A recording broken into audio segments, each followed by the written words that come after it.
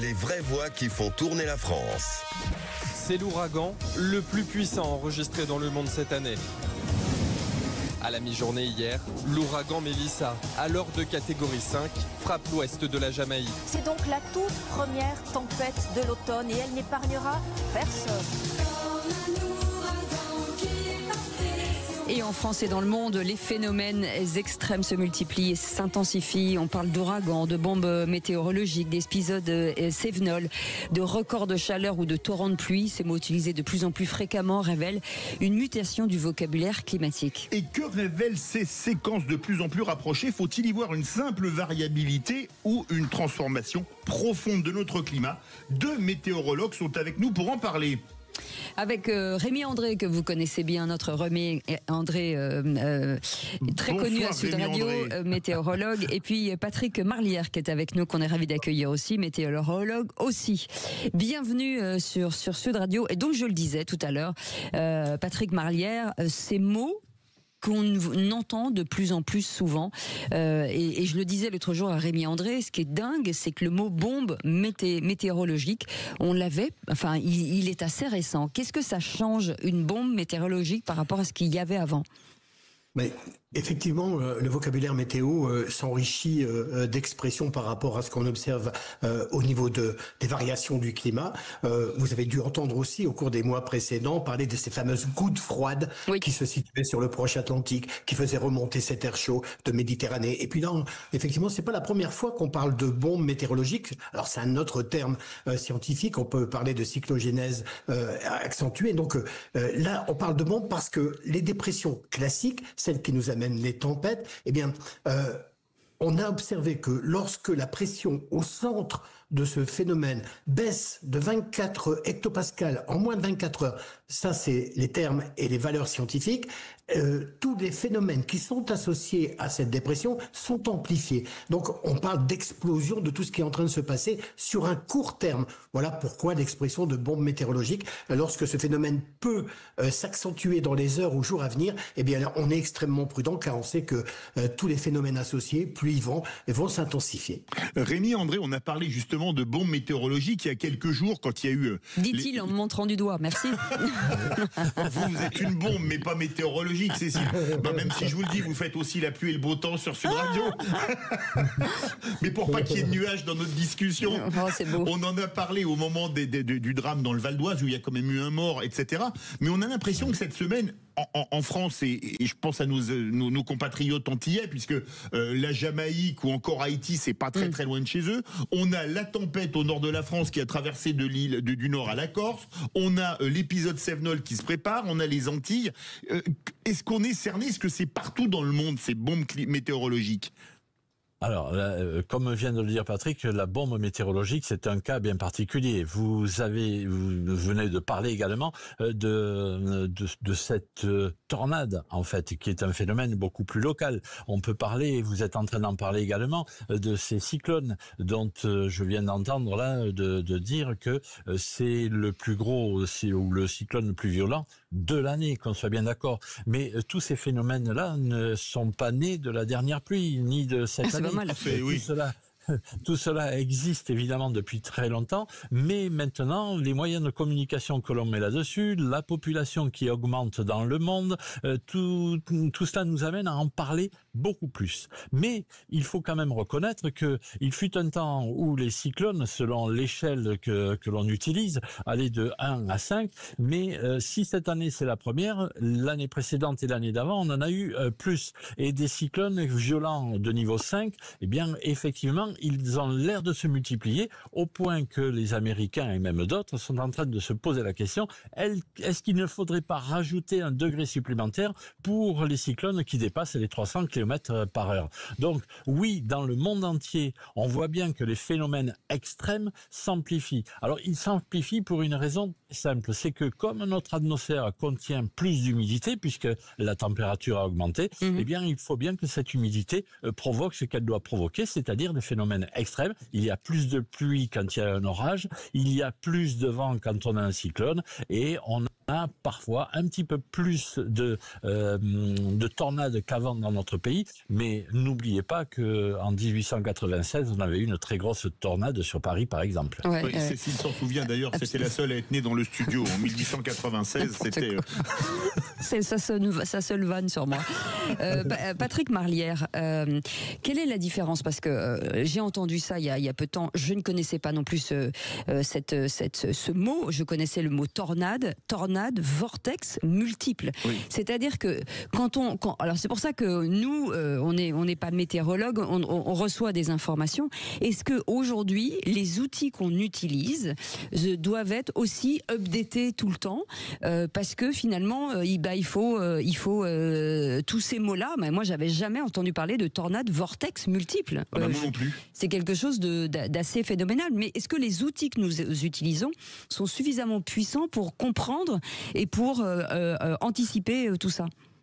Alors, les outils, effectivement, les méthodes techniques pour surveiller les orages qui vont produire ces types de phénomènes extrêmes, les tornades à vortex, c'est-à-dire celles qui seront multiples et qu'on pourra observer sous une activité orageuse très importante.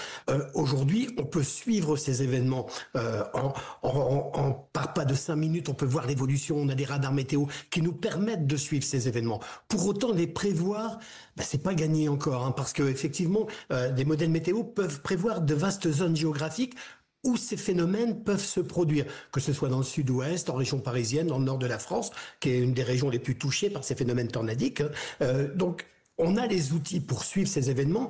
Pour les prévoir, on sait qu'il y a de vastes zones, donc, où cela peut se produire. Pour autant, de vous dire si la tornade va se produire à Toulouse-Blagnac ou dans le sud de Toulouse, mais je sais pas. On sait pas. On verra, on suit l'événement. Et là, il y a une vraie communication qui doit se mettre en place avec les assureurs qui travaillent sur ce phénomène. C'est de dire, à partir du moment où on a le suivi en direct, comme ça se fait aux États-Unis, comment on peut communiquer auprès de nos assurés, comment on peut communiquer auprès du grand public pour les informer, parce que la vocation, Rémi peut en parler aussi, d'un météorologue, sa vocation première, c'est la sécurité des personnes. Donc, on est les premiers concernés pour essayer de répondre à la sécurité de tout à chacun.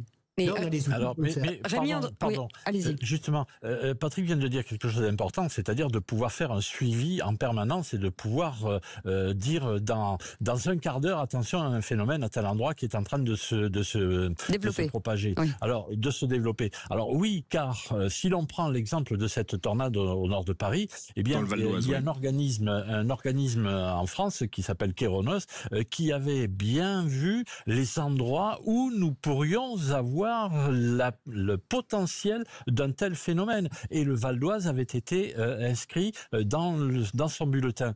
Mais dans ce cadre-là, il aurait fallu à ce moment-là développer un système de surveillance à petite échelle avec un radar peut-être plus spécialisé pour pouvoir dire attention, le phénomène est en train de se déclencher, sachant que une tornade peut se déclencher en moins de 10 minutes sous un indice. Mais Rémi André et vous deux d'ailleurs, est-ce que Patrick Marlière, est-ce que l'intelligence artificielle demain va pouvoir vous aider en tout cas à anticiper les choses, et d'un autre côté, est-ce qu'on a les outils pour désamorcer d'une manière ou d'une autre par des explosions, je vous dis n'importe quoi, désamorcer peut-être un jour ces tornades et les attraper, si je puis dire? Moi, ça me paraît très compliqué de pouvoir arriver à ça, justement, de jouer sur les tornades. C'est pas possible. Il y a eu des expériences il y a très longtemps sur justement les cyclones et les ouragans. C'est-à-dire que vous avez, comme moi, entendu parler là, ou vu les images de l'œil de cet ouragan. Oui. Donc, pour diminuer de son intensité et de sa puissance, et on a essayé, il y a eu des scientifiques qui ont fait des essais, d'agrandir l'œil du cyclone. Plus on agrandissait l'œil du cyclone, moins il avait d'importance et moins on baissait un peu la force et la violence des phénomènes qui l'accompagnaient. Pour autant, autre complicité, c'est que ce cyclone changeait d'orientation parce qu'on l'avait modifié dans sa structure et il touchait des régions qui ne devaient pas être touchées et parfois il y avait plus d'habitations. Donc c'était hyper compliqué de suivre ça détail par détail. Donc on a changé. Mais quand on parle de tornades en France, c'est vraiment très exceptionnel, mais il y a des endroits où il y a des tornades régulièrement. Je pense au Midwest, dans le Kansas, il y a régulièrement des tornades. Est-ce que la France pourrait devenir, avec le changement climatique, un jour une terre de tornades? Mais on en a... On en a des tornades, beaucoup plus. Rémi complétera évidemment, mais on en a des tornades en France. Moi, j'en ai vécu pas mal depuis quelques décennies maintenant, mais je peux vous dire que en 67, dans le nord de la France, à Pomeroy, le village a été détruit comme un village aux États-Unis. On a eu en 98 à Saint-Omer-Capelle, près de Calais, une autre tornade très importante. On a plein de tornades en France. En 2022, il y a eu la tornade de Billucourt dans le Pas-de-Calais qui a parcouru plus de 200 km et que de Picardie, elle est venue mourir à l'est de Bruxelles. On en a tout le temps des tornades, des phénomènes très localisés. Mais évidemment, lorsqu'elles détruisent ou quand elles font des victimes, malheureusement, on en parle plus facilement dans les médias. Ouais. Allez, on fait une petite pause. Le problème dont vous parliez, c'était justement, excusez-moi pour la pause, mais le problème dont vous parliez, c'était de dire, est-ce qu'on peut y changer quelque chose? Mais à un moment donné, peut-être qu'il faudra aussi se poser la question, est-ce que nous sommes encore capables de nous adapter à ce que la nature nous offre? Ah bah, c'est un bon teasing ça. Restez avec nous en tout cas. 0826. Il doit faire de la radio, Rémi André. Oui. Il devrait travailler chez nous, c'est fou. Les deux d'ailleurs, les deux. C'est fou quand même. Allez, on fait une petite pause, on revient dans un instant. Sud Radio. Sud Radio. Parlons vrai. Parlons vrai. Sud Radio. Les vraies voix qui font tourner la France. Et les vraies voix qui font tourner la France avec des phénomènes météorologiques qui sont en accélération, avec des termes qui naissent un petit peu partout. Justement, on va revenir sur les termes parce que c'est pas toujours très clair dans nos têtes. Patrick Marlière, je vous avais donné une particule. Patrick Marlière est avec nous, météorologue. Vous avez été anobli pour l'émission, ça se mérite. Hein.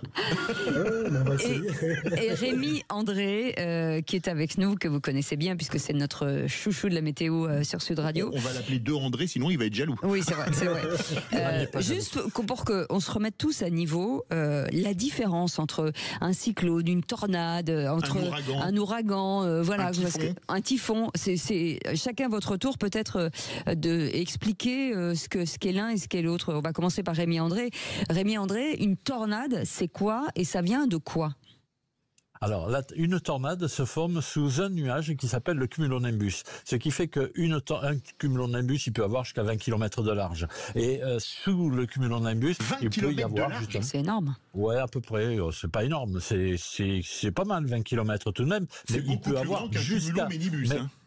Alors, mais il peut avoir aussi que 1 kilomètre de large. Hein. Voilà, ça dépend de l'intensité et de la hauteur de ce nuage. Mais c'est sous un nuage que peuvent se former plusieurs tornades. Ce que vous parliez du Midwest, c'est ce qui peut se passer. Mais une tornade est un phénomène, on va dire presque local, qui se déplace avec le nuage qu'il a formé. Alors évidemment, ça peut faire 2 kilomètres. Ce sont des vents qui tournent. C'est quoi? C'est le phénomène. Oui, c'est un tourbillon. En fait, c'est un phénomène tourbillonnaire. De toute façon, tous les phénomènes dont on va parler sont des phénomènes tourbillonnaires, mais c'est l'échelle qui elle, va être différente. C'est-à-dire que la tornade va se former, on voit très bien la trace des tornades, qui a quelques dizaines, voire quelques centaines maximum de mètres de passage sur sa largeur. Alors que le cyclone, lui, est un phénomène beaucoup plus ample qui, lui, peut faire jusqu'à 500 km de large. Enfin, là, j'exagère peut-être un petit peu, mais qui est un phénomène de beaucoup plus grande amplitude. Donc, vous voyez, la tornade, un nuage qui est le cumulonimbus, et c'est un phénomène qui est dit local, même s'il peut se déplacer sur des dizaines de kilomètres. Patrick Marlière, pour les ouragans, les typhons, les cyclones, c'est quoi la différence ? Alors, tous les mots qui viennent d'être évoqués correspondent au même phénomène, sauf que on les nomme parfois différemment aux endroits de la planète où ils se produisent. On parle d'ouragans et de cyclones ou de tempêtes tropicales quand on est sur le long de l'équateur et quand ça arrive sur les Antilles. Alors, de façon classique, tous les ans, il y a des tempêtes tropicales, donc des dépressions qui se creusent au large de l'Afrique et qui traversent l'Atlantique pour venir sur les Antilles, se transformer soit en cyclone ou en ouragan et puis provoquer ou pas des dégâts très importants. Ça, c'est tous les ans. Sauf que, comme ça t'est évoqué avant aussi, avec ce réchauffement climatique, c'est-à-dire que les températures des mers et des océans ont augmenté de plus de degrés, et donc plus d'évaporation dans l'atmosphère, plus d'eau dans l'atmosphère. Et donc forcément, ces nuages d'orage qui pompent cette eau, ça s'auto-alimente, se développent et sont beaucoup plus violents. Voilà ce qu'il va falloir prendre en compte à partir de maintenant et certainement pour les décennies à venir. Est-ce que le fait, alors je vous pose des questions de néophyte, est-ce qu'une tornade c'est plus dans une plaine, est-ce que même dans une ville, on l'a vu là dans le 95 dans le Val d'Oise, est-ce que lorsqu'il y a des immeubles c'est moins propice à ce type de tornade par exemple, est-ce que le territoire aussi est parfois plus propice à l'un ou à l'autre? Ah oui, alors là-dessus... Oui, effectivement, pardon, je prends la parole, mais je donne parfois, je parle parfois de cet exemple, de cette tornade qui, au siècle dernier, était passée sur Paris. Aujourd'hui, quelque part, ça ne pourrait plus être possible. Elle a changé de chemin et elle s'est dirigée plutôt vers le Val d'Oise que plutôt le centre-ville de Paris, car nous avons là un terrain. Lorsqu'elle va arriver sur un terrain très, on va dire, bétonné, elle ne peut pas être alimentée en humidité et en chaleur par le sol. Ce qui fait que le tube complet ne peut plus exister. En revanche, elle va passer là où elle peut avoir encore de l'humidité au sol, dans les campagnes, effectivement, mais elle traverse des villages. Oui. Elle traverse des zones qui peuvent être habitées, mais effectivement, la nature du sol peut être propice à la formation du tuba. Patrick Marlière, il y a un épisode Cévenol en vue, là. C'est quoi un épisode Cévenol? Ça a l'air de revenir de plus en plus fréquemment. Et c'est pas que dans les Cévennes d'ailleurs, c'est sur le littoral méditérranéen. Alors, il y a les deux phénomènes. On parle d'épisode méditerranéen, on parle d'épisode Cévenol. Alors, l'épisode Cévenol, c'est de façon plus classique et donc tout le sud de la Nouvelle-Aquitaine et l'Occitanie sont souvent touchés par ce phénomène parce qu'évidemment, ce sont souvent des nuages instables d'orage qui remontent de Méditerranée, qui viennent se heurter aux Cévennes. Et quand ces phénomènes arrivent donc de l'ouest ou du sud-ouest, eh bien, ils vont essayer de franchir ces Cévennes et ça va accentuer le phénomène de précipitation à l'intérieur des nuages. Et donc, ça va déverser quasiment au même endroit. Et c'est le cas en ce moment. Au moment où on se parle, il y a des précipitations très abondantes sur les reliefs du Gard et de l'Hérault. Ça va se décaler sur l'Ardèche. Et là, on va observer des pluies très, très importantes. J'ai déjà vu depuis ce matin, il est tombé quasiment 100 litres au mètre carré dans les reliefs du...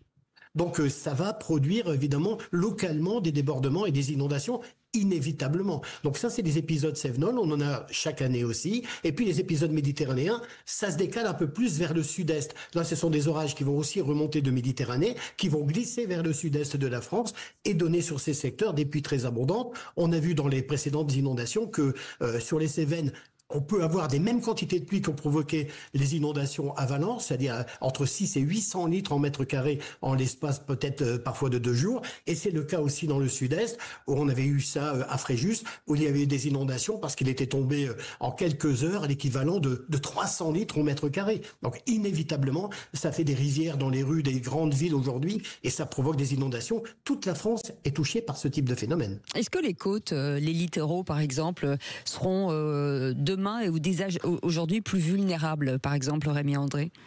Alors, les côtes et les littoraux sont déjà vulnérables, mais on va dire que c'est le problème. Là, on est sur le vrai problème méditerranéen, parce que les orages ne se forment pas uniquement sur le sol à l'intérieur des terres. On a également de forts orages qui se propagent sur la Méditerranée, notamment souvent naissent dans le golfe du Lion et reviennent en direction des Bouches-du-Rhône, du Var et de la Côte d'Azur. Et là, c'est lorsqu'ils touchent le littoral, alors qu'ils sont très alimentés en humidité, donc sur la mer qui est souvent plus chaude, que le littoral est plus touché que l'intérieur des terres.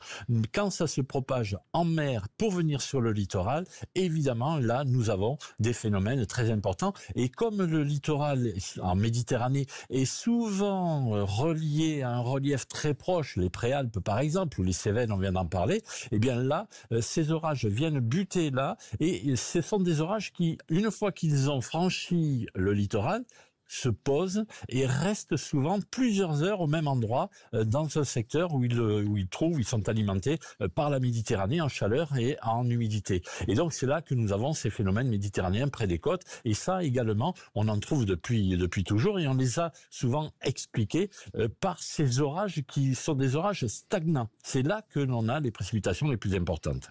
Michel, sur les infrastructures, l'aménagement du territoire, la bétonisation, est-ce qu'il va falloir peut-être repenser les villes ou les territoires de demain?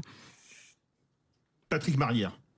Oui, on y travaille déjà, par exemple, avec la Fédération française du bâtiment, qui se pose des questions sur le demain, c'est-à-dire comment demain, avec des orages de plus en plus violents, qui provoquent des inondations, qui provoquent aussi, on l'a pas évoqué, des chutes de grêle de plus en plus conséquentes. On l'a vu passer cet été, des grêlons de plus de 8 cm. Comment les structures de demain vont pouvoir répondre à cela? Comment pouvoir contrer ces phénomènes météorologiques? On y travaille, les fédérations du bâtiment y travaillent parce que c'est vraiment important. Il y a des couloirs qui sont spécifiques où circulent plus fréquemment ces nuages d'orage. Et donc, sur ces couloirs-là, comment on va demain construire différemment? Les architectes y travaillent également. Mais on a évoqué aussi, par rapport aux tornades, des phénomènes. Les phénomènes de tornades sous les orages peuvent aussi se passer en France tout au long de l'année. Il n'y a pas de saison particulière. Ils sont plus fréquents en été, ça c'est clair, mais on a aussi des tornades en janvier, comme en fin d'année, en octobre ou en novembre. Donc vraiment, toute l'année, ces phénomènes peuvent se produire en France. Alors que les épisodes sévenols ou méditerranéens, c'est plutôt à l'automne, Rémi André. Oui, à l'automne et au printemps, en fait, au changement de saison, on a ces phénomènes qui font justement, qui modifient un petit peu la trajectoire des dépressions et qui nous amènent à lorsque nous avons des dépressions, une dépression par exemple, comme c'est le cas, qui arrive sur le golfe de Gascogne, eh bien cela provoque une aspiration de l'air depuis la Méditerranée vers le golfe de Gascogne. C'est ce qui peut provoquer, avec ce vent de secteur sud, ce vent marin, des précipitations très importantes sur le relief des Cévennes. Alors oui, effectivement, nous avons une amplification de ces phénomènes car nous avons une amplification des températures. Vous savez que la Méditerranée, l'année dernière, est restée nombre de jours conséquent par rapport aux habitudes, au-dessus de 26 à 27 degrés. Ouais. C'est quelque chose qui, on a même localement dépassé les 30 degrés au large de la Corse. C'est quelque chose qui aujourd'hui est un phénomène. Lorsque l'eau est chaude, il y a plus d'évaporation et lorsque nous avons une dépression qui arrive là-dessus, eh bien, elle alimente justement cette évaporation, alimente les précipitations les plus importantes. Merci beaucoup, messieurs, en tout cas pour ce savoir et cette pédagogie. Merci beaucoup, Patrick Marlière, d'avoir accepté notre invitation. Et merci beaucoup Rémi André qu'on retrouve bien entendu tous les jours sur Sud Radio et dès demain 5h au lit Rémi André s'il vous plaît. 5h30, oui 5h30, parfait. Et n'oubliez pas le croissant bien entendu, trempé dans le café, on adore ça, c'est bon. C'est pas bon pour les fesses mais c'est bon quand même. Allez, merci messieurs. Oui, non, mais je parlais pour vous Philippe, pas pour moi. Elle est sympa. C'est pas ma nature. Allez, j'en profite pour accueillir Magali Berda. Bonjour, ça va mon petit chat? Et vous? Oui, ça va. On vit pas dans la même France. On vit pas dans la même tous France les ce soirs soir, avec vous. Chaque on soir, se le dit. Deux France différentes. Ouais. Voilà, c'est compliqué c'est quand fou. même. Et ouais. On a peur. Alors, non, mais c'est intéressant, ça fait du débat intéressant. Merci ma Cécile d'amour. Alors ce soir, je reçois Gamal Abina, qui est consultant sur des chaînes étrangères et cofondateur du mouvement des droits civiques, qui va débattre avec Francis Spinner, sénateur. J'ai la chance d'avoir un sénateur ce soir, c'est pas rien. C'est bien, c'est bien. Mais faut le dire quand même. Non, faut le dire. Je reçois un sénateur. Non, c'est important. LR, un sénateur hier, LR une ex-ministre. Ah ouais, non, mais c'est du très haut de gamme chez nous. Alors, le thème, c'est très simple, c'est l'antisémitisme, la sécurité, la justice. Est-ce que la République a-t-elle encore de l'autorité ?